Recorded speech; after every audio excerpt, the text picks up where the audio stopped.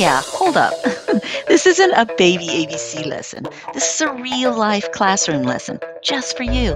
Take 5 minutes, just 5 minutes to learn a new tech tip.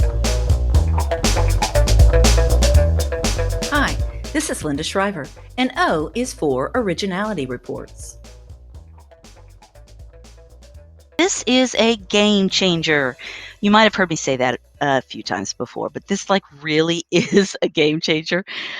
Originality Reports. This is another update that we got with Google Enterprise Edition. So I'm really excited about Originality Reports, and I'm very excited to show you how it works. So I'm inside my Google Classroom, and I've gone ahead and created an assignment. This assignment is called the water cycle, and I'm asking the students to watch a video and then provide a summary or write a summary of that video of the water cycle in their own words.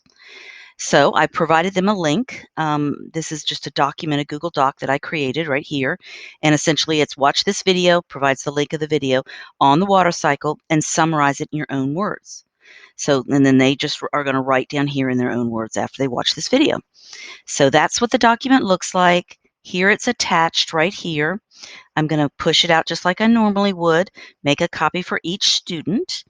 I'm going to make it to all my students, give it 100 points. Don't worry about a due date. I'll go ahead and put it in. I have writing assignment topic down there. Let me go ahead and hide that because it's hard to see. Down here, you will notice you had this before, but we only were able to get 3 reports generated. Now it's unlimited reports generated. So if by some strange chance you get this, you click it and it says 1 of 3 left or 2 of 3 left or none left or whatever, go ahead and put an issue track ticket in. That just means you don't have the updated version yet. So you should be set. Once you click that, it's going to now provide the students the ability to do a plagiarism check or an originality report, and then before they turn that in. So that's really good. But it also allows you to do it as well. So we're going to go ahead and keep that checked, and we're going to assign it out to our kiddos. And now I'm going to be a student over here, and I'm just going to wait for that assignment to kind of pop in. I'll go ahead and refresh it, let it hurry up a little bit. So under writing assignments, I have now the water cycle. So I'm going to click to open that assignment, and I see here are my directions.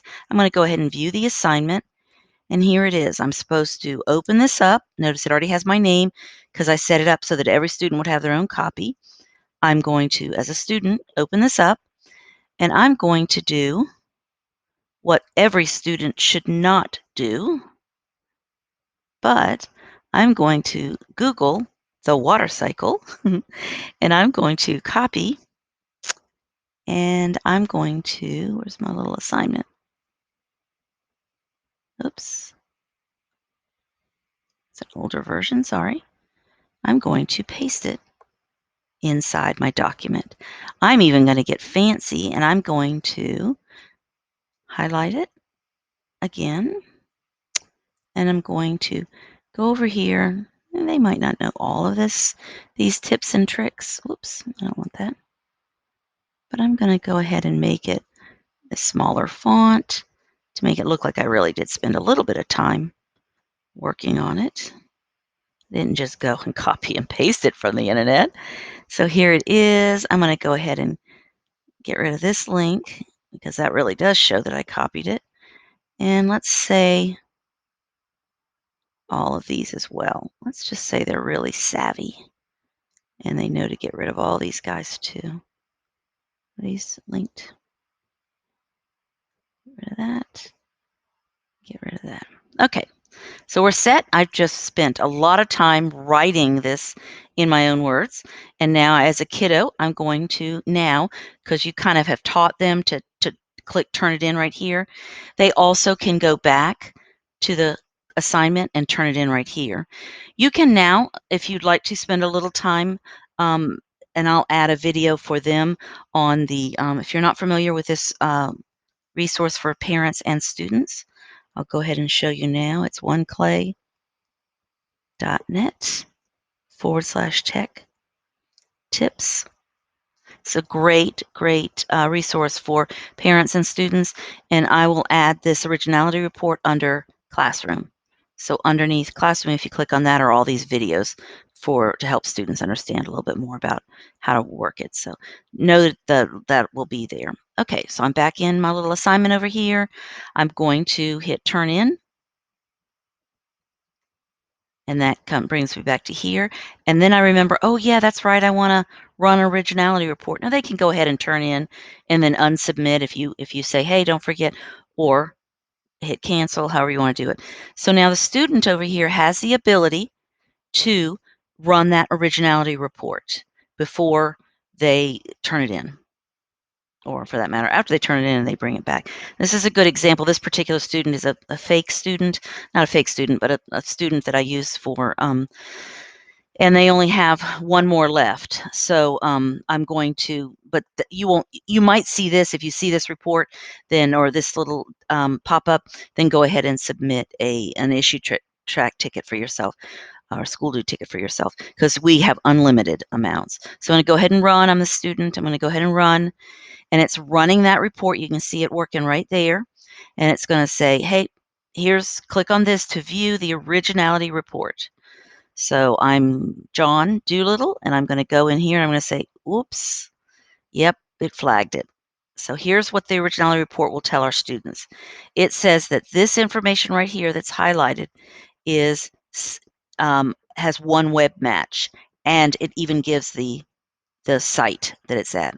So you can get percentage, and you can say 58% of it was flagged, 40% was a actual quote, 52% was 42% was actually a quote. So if you add those two together, we're dangerously close to 100% of this document being plagiarized. So that is the basics of how it works for the kiddo. But let's say we're back over here, and that kiddo just wants to just ignore it all and to heck with it. Or let's say they didn't run the report and they just went ahead and turned it in. So there's John, he's turned in his work. Now let's show you what the student looks like. So over here, what the teacher's view looks like. So here's the teacher, and the teacher has gotten the assignment from John.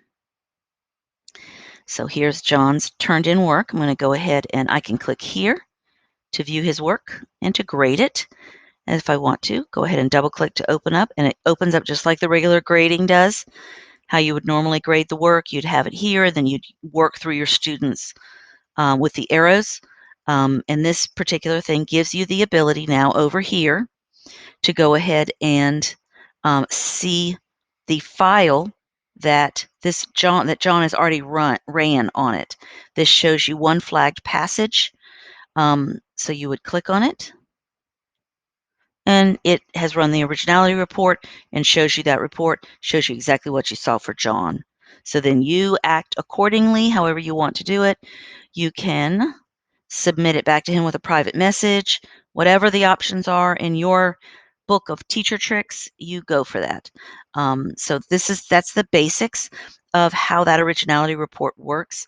So no longer do we have to buy turnitin.com or any of that stuff. This comes free and complete with our enterprise edition of Google. So yay, I thought it was kind of a neat little tip.